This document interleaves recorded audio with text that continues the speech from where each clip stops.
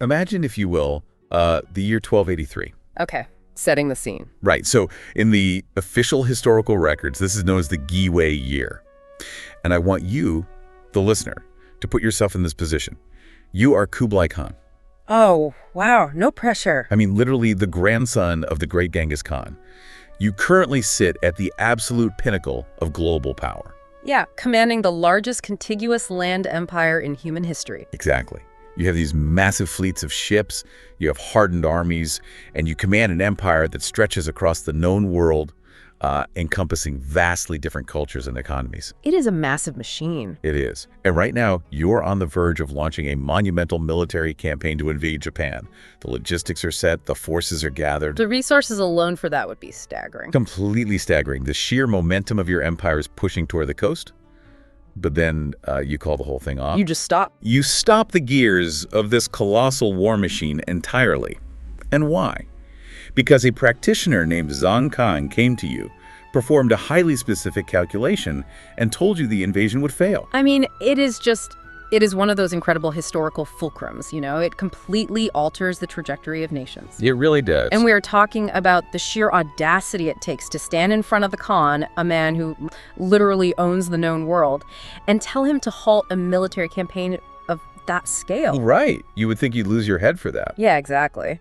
But the focal point here is not necessarily the bravery of Zhang Khan. It is the system he used to arrive at that conclusion. A system that actually made Kublai Khan listen. Right. It possessed enough perceived authority, structural logic, and historical weight to actually sway an emperor. And that system is exactly what we are unpacking in today's deep dive. We are looking at an ancient methodology called Taiyi Shen Shu. Yes. And our source material for this journey is a rather unique document. It really is. It is a course preview slide deck dated May 31st, 2026. It was created by Master Jenson of the JG Simplified Chinese Metaphysics Academy. Which is a very specific modern context for such an ancient art. Yeah, and our mission today is to pull apart this ancient system that stopped a war, understand how it is being taught in the modern era, and specifically explore its evolution into something the Academy calls the Taiyi Life Destiny course. Right, going from the macro to the micro. Stop right there. Because before we get into the weeds of like 13th century military decisions or modern course curriculums, I have to push back a little bit. Okay, lay it on me. When we talk about someone predicting the outcome of a massive war in 1283, or predicting something called life destiny, are we essentially just talking about looking into a crystal ball? Ah, the determinism question. Yeah. I mean, is this absolute deterministic fortune-telling? Yeah. Because framing this as a magical prediction of the future, well, that always raises a lot of red flags for me. And it absolutely should raise red flags. Honestly, the source material anticipates that exact skepticism immediately. Oh, really? It addresses it? Right at the beginning. Before any calculations or historical anecdotes are introduced in Master Jenson Go's document, there is a very explicit disclaimer. Okay, what does this say? The document states that this information is based on Feng Shui and Bazi methodology, and it explicitly emphasizes that the system does not imply an event will happen. So it is not a claim that the future is written in stone and you're just, along for the ride. Not at all. The text highlights that external factors and human actions play a massive role. The calculations offer a structural reading of probabilities, energetic conditions. But not absolute determinism. Exactly. Furthermore, the Academy makes it very clear that this system does not provide financial, relationship, or medical advice. It is not intended to be a substitute for professional diagnosis or legal counsel. Well, I am glad that is stated up front. But I want to understand the mechanics of that disclaimer, because if this system calculates that an invasion will fail, but also says human action plays a massive role, how do those two concepts even coexist? Think of it like a highly sophisticated weather forecast. Yeah. If a meteorologist tells you a Category 5 hurricane is going to hit your city on Tuesday, well, that is the prevailing environmental condition. That is the calculation. Right. But the meteorologist is not telling you what your destiny is. If you choose to board up your windows and drive 300 miles inland, Your outcome is vastly different than if you choose to throw a lawn party on the beach. Right, yeah. The hurricane still rise either way. Exactly. The calculation was correct. But human action dictated the final reality. The system Zankang used was basically mapping the weather of that military campaign. And Kublai Khan used his human agency to alter his actions based on that data. You nailed it. Okay, that gives us a really grounded framework to explore this from. It is a map of conditions, not a script of forced events. So let's talk about the mapmaker. Before we dive into the ancient mechanics of Taiyi Shen Shu itself, we really need to understand the modern vessel that is teaching it to you. Master Jenson Go's Academy. Yeah. The document outlines this highly ambitious timeline of mastery, and it shows exactly how Taiyi Shen Shu is positioned. It is not like an introductory topic. Oh, definitely not. It is positioned as the absolute pinnacle of their curriculum. Yeah, if we look at the timeline provided in the text, it begins years prior to even mentioning Taiyi Shen Shu. So where does it start? In 2019, the Academy started their students with the Simplified Bazi Mastery course. Bazi. I have heard that term, but what actually is it? Why start there? So Bazizi, which translates to 8 characters, or the 4 pillars of destiny, is a foundational pillar of Chinese metaphysics. It deals entirely with time. Time in what sense? Specifically, it takes the year, month, day, and hour of a person's birth, and it translates that chronological data into a matrix of the 5 elements. The wood, fire, earth, metal, and water elements. Exactly. It is essentially mapping the energetic blueprint of a person at the exact moment they enter the world. So it is the individual's inherent personal timing map. Yes. And then the timeline shows that the very next year, in 2020, they introduced the simplified Feng Shui Mastery course. Okay, so if Bazi is time, I assume Feng Shui is space. Precisely. It is the study of environmental energies. Feng Shui analyzes how the physical landscape, the orientation of buildings, and the flow of water and wind impact the people living within that space. Right, how the environment affects the person. So the Academy begins by teaching the student how to read the individual through Bazi, and then how to read the environment that individual occupies through Feng Shui. That makes sense as a base camp. You have the person, and you have the room they are standing in. Right. But then we jump to 2022, and the curriculum seems to just explode in complexity. It really ramps up. The document lists the simplified Meihua divination course, the simplified Sanhedite selection course, and notes they even designed their own Taiwanese school Luopan. The layering here is highly methodical.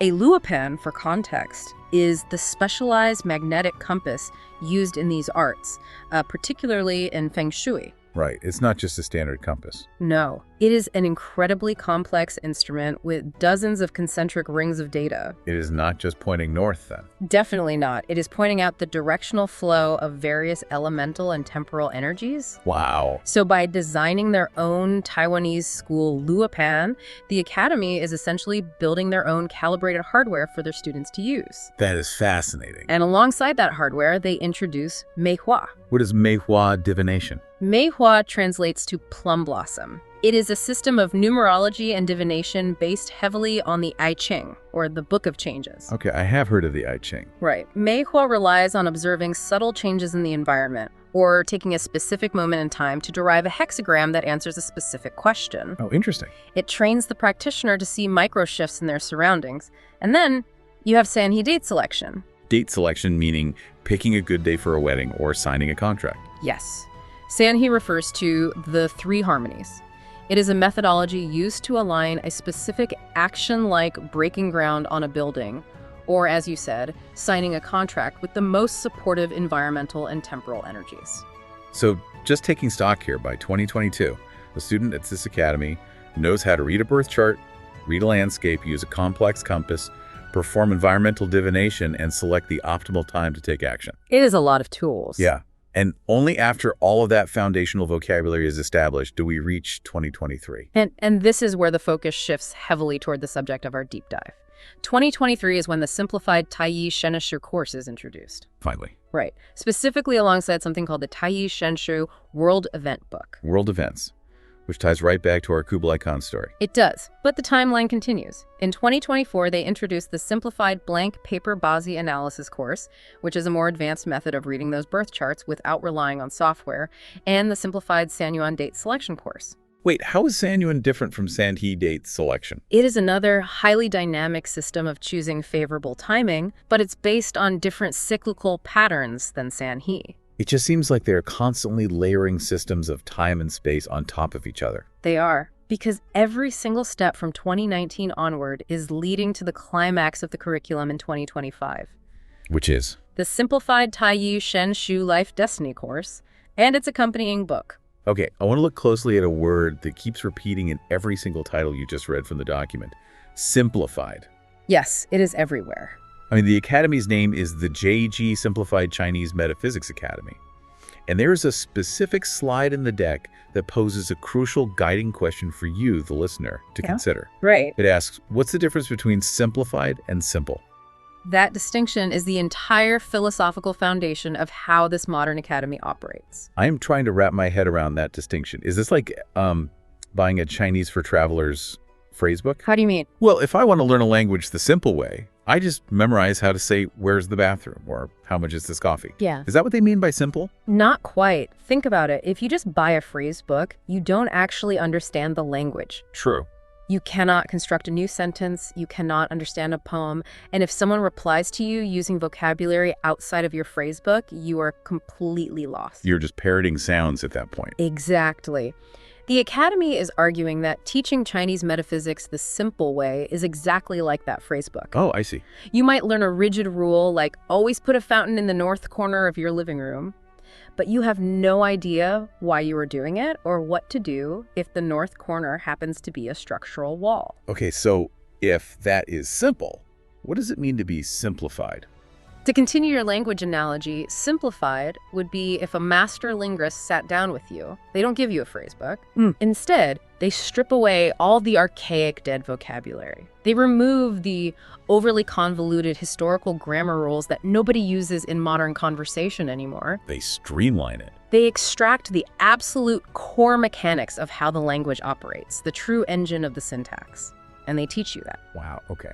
It still requires deep study, effort, and memorization, but the friction of the historical delivery mechanism has been removed. You retain the power to speak fluently without the unnecessary cognitive overload. That makes a lot of sense, because the original texts of these arts must be incredibly dense. They are notoriously difficult. The classical Chinese language they are written in is filled with layers of cultural references, poetic metaphors, and, archaic context that can completely obscure the actual operational math for a modern student. Which is a huge barrier to entry. Huge. The challenge for an academy in 2026 is how to apply deeply ancient frameworks to a modern life. Right, because if you make it merely simple, you just dilute the art into pop astrology. Exactly.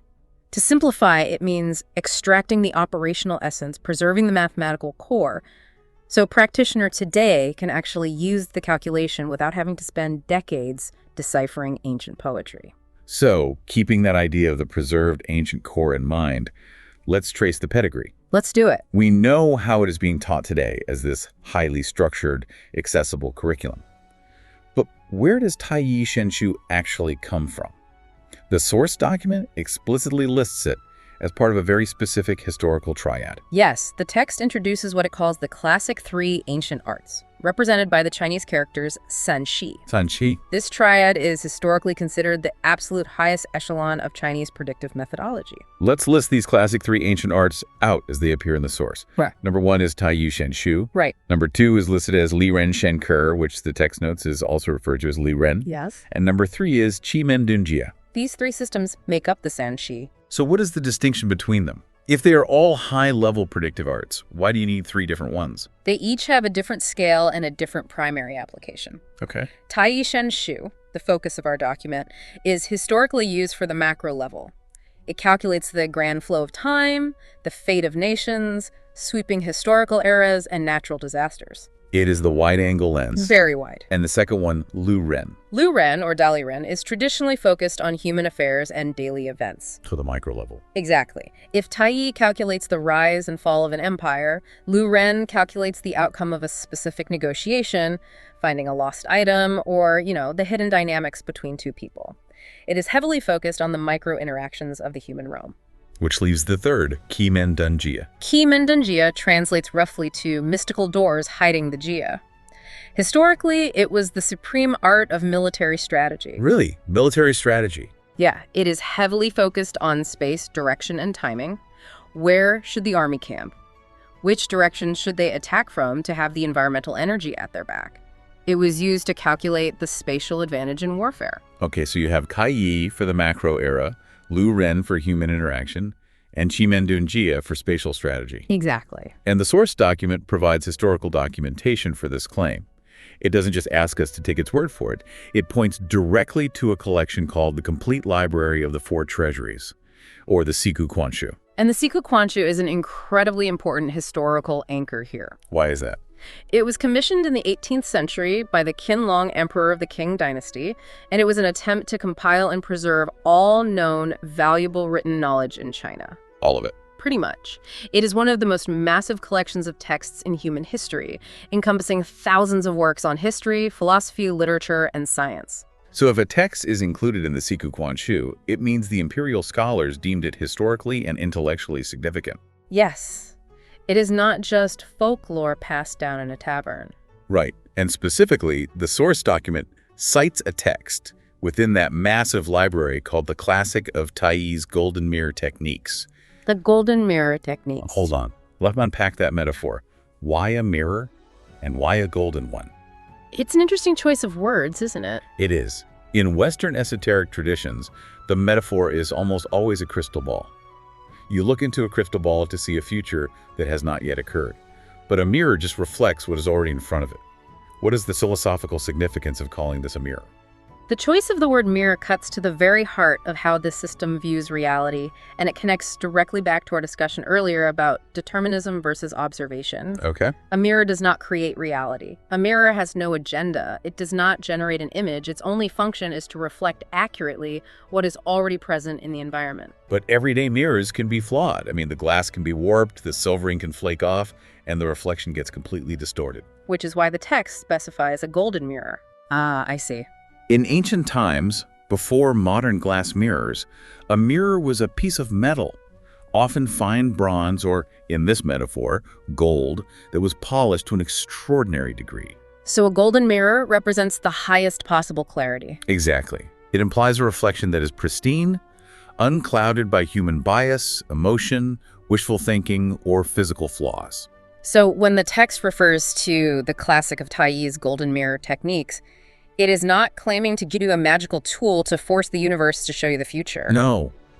It is implying that this system allows you to polish your own understanding of the prevailing energies to such a high degree that you can clearly see the unseen patterns. You are reflecting the mathematical currents that are already in motion. Right. You aren't creating the future. You are perceiving the present conditions with flawless accuracy, which allows you to understand where those conditions will naturally lead. That shifts the entire perspective. It's not about magic, it's about unimpeded perception. So let's look at what this golden mirror is actually reflecting. Let's return to the macro-level applications we hinted at with the Kublai Khan story in 1283. How is this system actually used to look at the world? To understand that, we need to look at how the course is structurally laid out in the document, starting with the Tai Shen Shu basic module, which focuses entirely on the world event. Right, and the visual imagery used in Master Jenson Go's document for this specific module is incredibly distinct and, quite honestly, a bit surprising. It really catches you off guard. When you open the page for the World Event module, you might expect to see ancient scrolls, calligraphy, or, traditional Chinese ink wash paintings of mountains. That would be the standard aesthetic. Yeah, but instead you are looking at a hyper-modern, almost sci-fi image of deep space. The visual contrast is very deliberate. You see this massive, heavily textured blue planet surrounded by floating, jagged asteroids.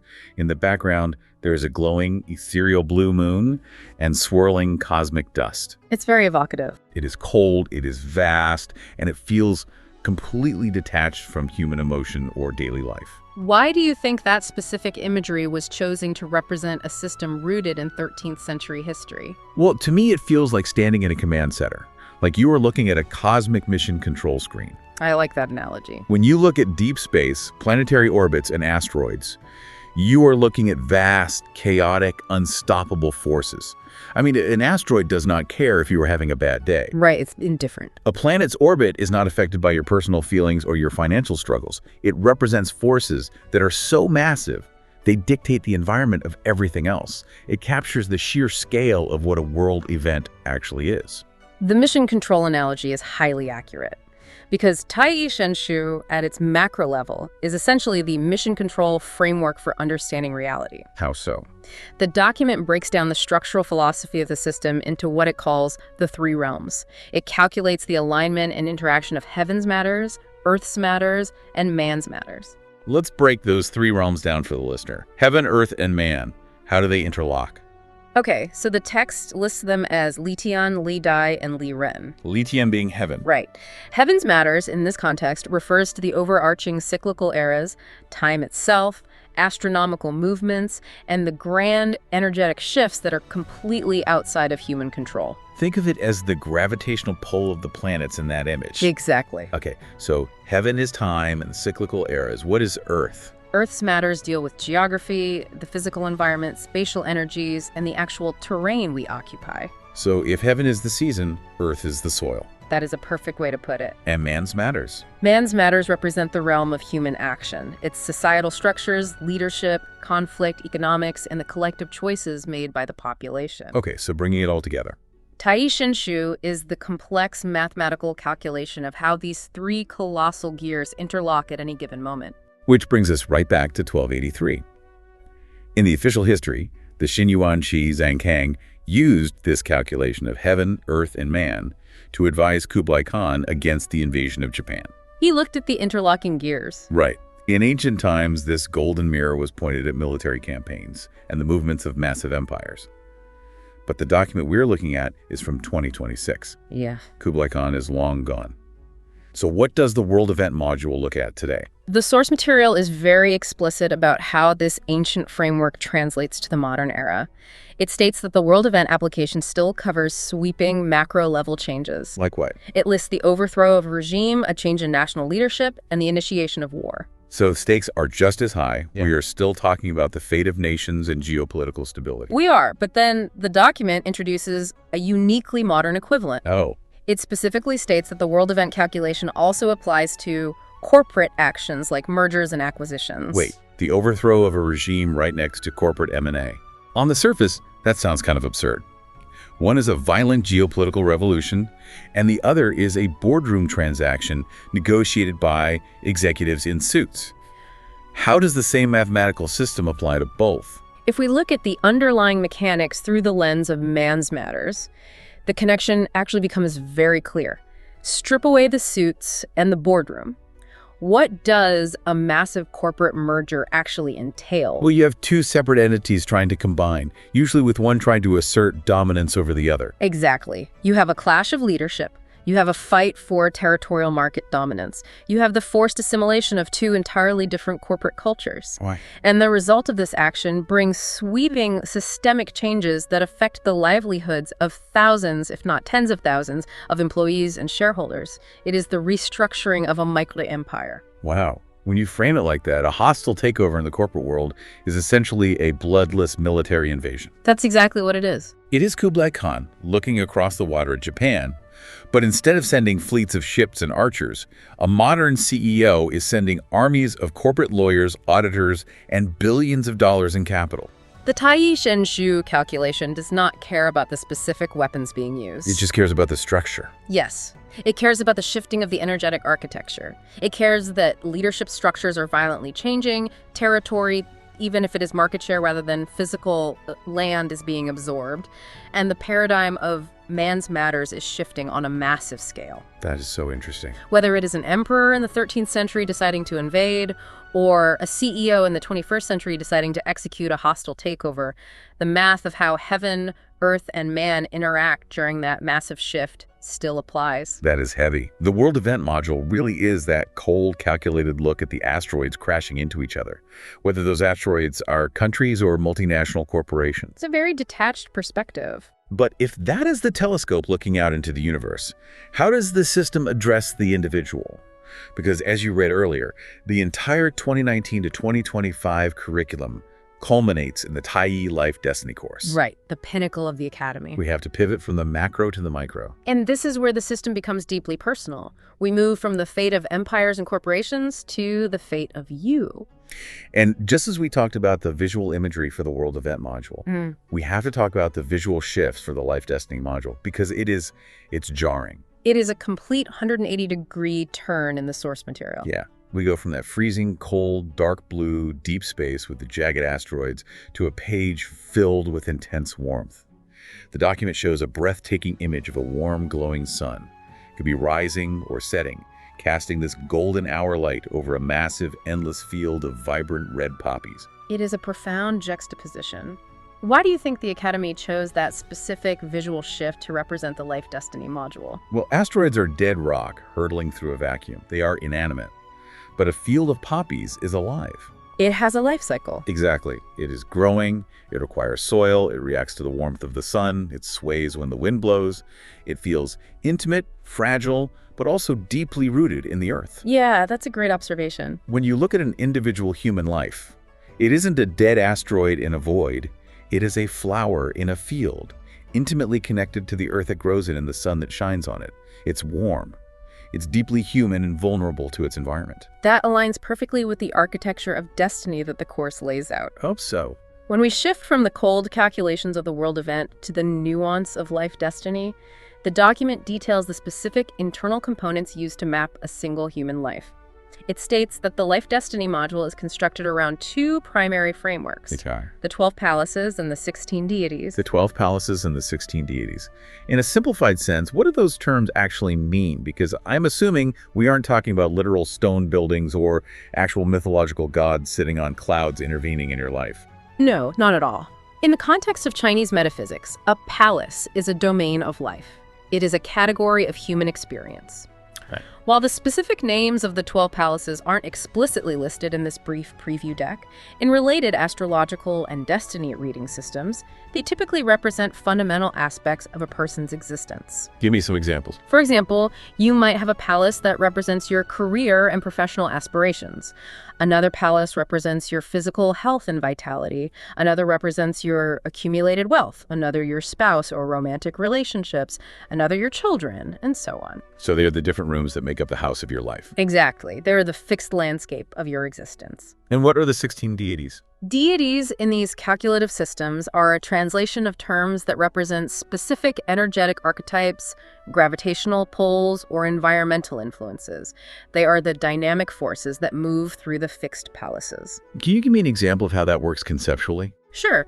Think of the 12 palaces as the fixed geography of a continent. You have mountains, valleys, and coastlines. Okay, the terrain. The 16 deities are the weather patterns that move across that landscape. Oh, I see. You might have an energetic archetype, a deity that represents sudden disruption or clashing force.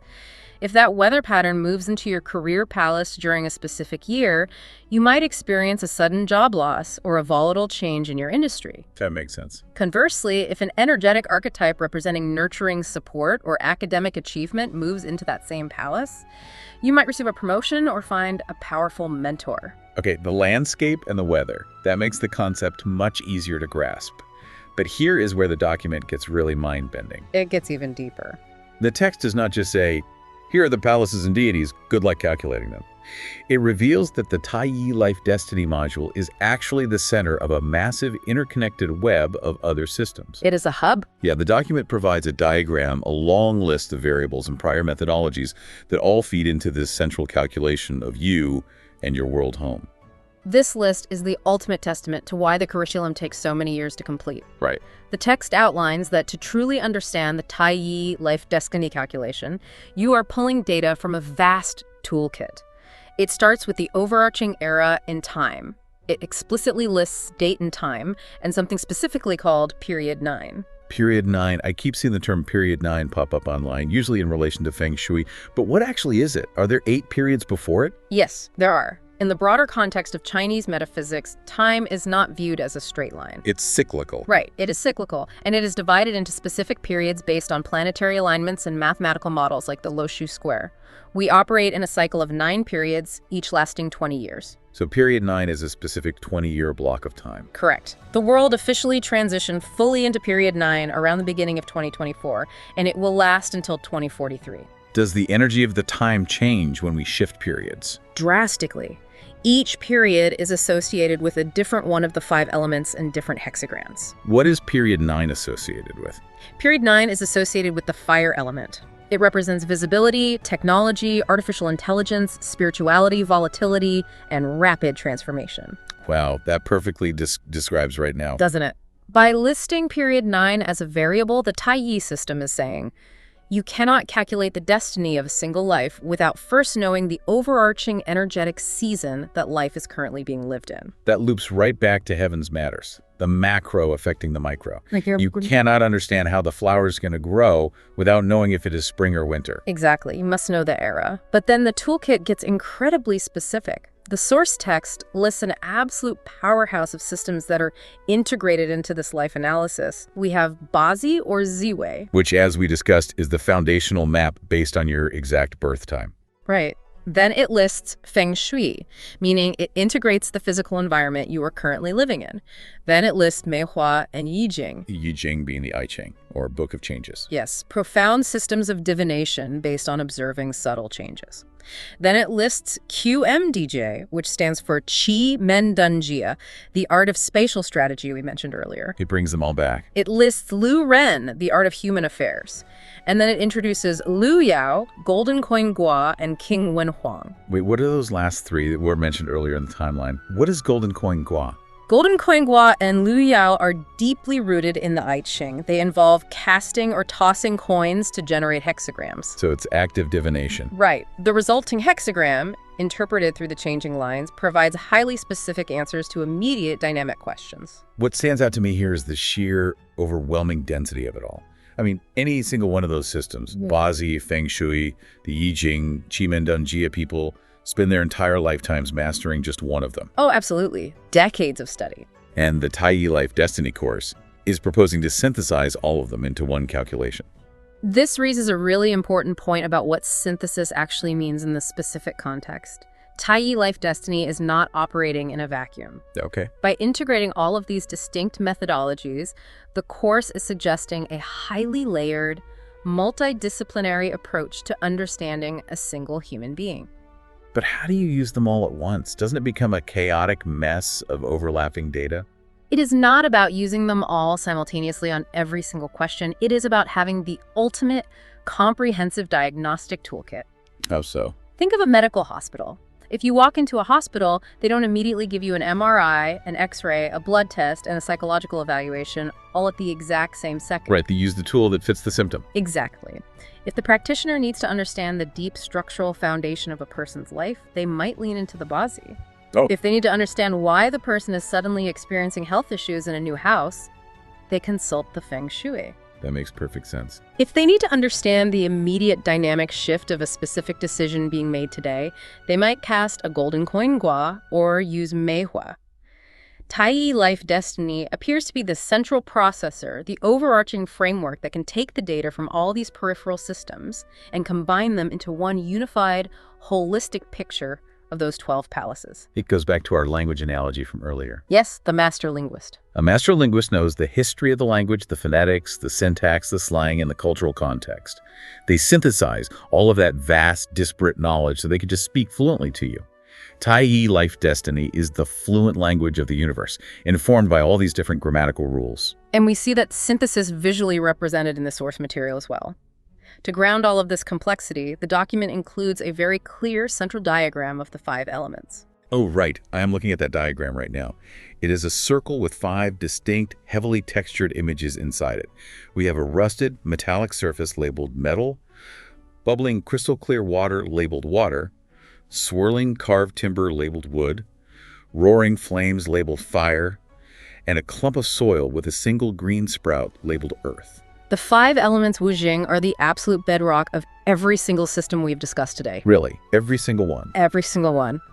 Whether you are calculating the clash of massive armies for Kublai Khan, looking at a hostile corporate takeover in a boardroom, casting coins for a hexagram, or analyzing the health palace of a single individual, The foundational alphabet being used is always the interaction of metal, water, wood, fire, and earth. How do they interact? Is it just a list, or is there a dynamic relationship? It is entirely dynamic. It is a cycle of generation and destruction. Okay, walk me through that. So water nourishes wood. Wood feeds fire. Fire burns down into earth, like ash. Earth compresses to form metal. Metal condensates water. That is the generative cycle. Right, they create one another. But then you have the controlling cycle. Water extinguishes fire. Fire melts metal. Metal chops wood. Wood drains earth. Earth dams water. Okay, so every calculation, no matter how complex, eventually boils down to evaluating how these 5 elements are generating or destroying each other in that specific moment. Yes.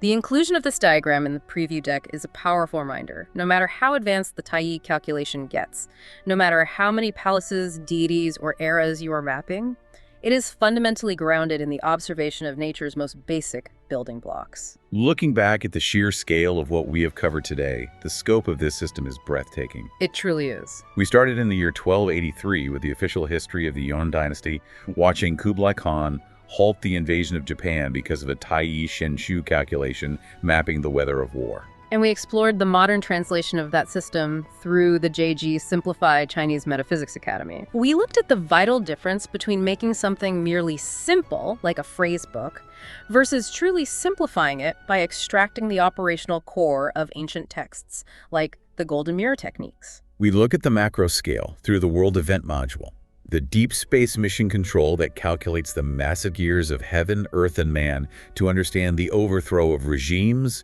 and the modern battlefield of corporate mergers. And then we zoomed all the way into the micro scale. The warm field of poppies. The Life Destiny module, mapping the individual human experience through the domains of the 12 palaces and the shifting weather of the 16 deities, using this massive synthesized toolkit of Bazi, Feng Shui, the Yi Jing, and the 5 elements. But as we wrap up this deep dive into the source material, I want to bring you, the listener, right back to where we started. Remember that initial disclaimer in Master Jenson Go's deck. Very important point to end on. We're not talking about absolute determinism. The Taiyi Shen system, even at its most advanced and synthesized level, provides the map. It shows you the terrain of your life. Right. The weather patterns moving across your 12 palaces and the macro forces of period 9 swirling around your era. But a map does not walk the path for you. Human action, your free will, and your decisions remain the vehicle. Which leaves us with a fascinating philosophical question to ponder long after we finish discussing these documents. What is that? If an ancient system like Taiyi Shen is vast enough to chart the overthrow of a nation's regime and precise enough to map the 12 palaces of your individual life, does studying this golden mirror actually change your destiny? Oh, wow. Or does it simply give you the unclouded clarity to finally navigate the path you are already on?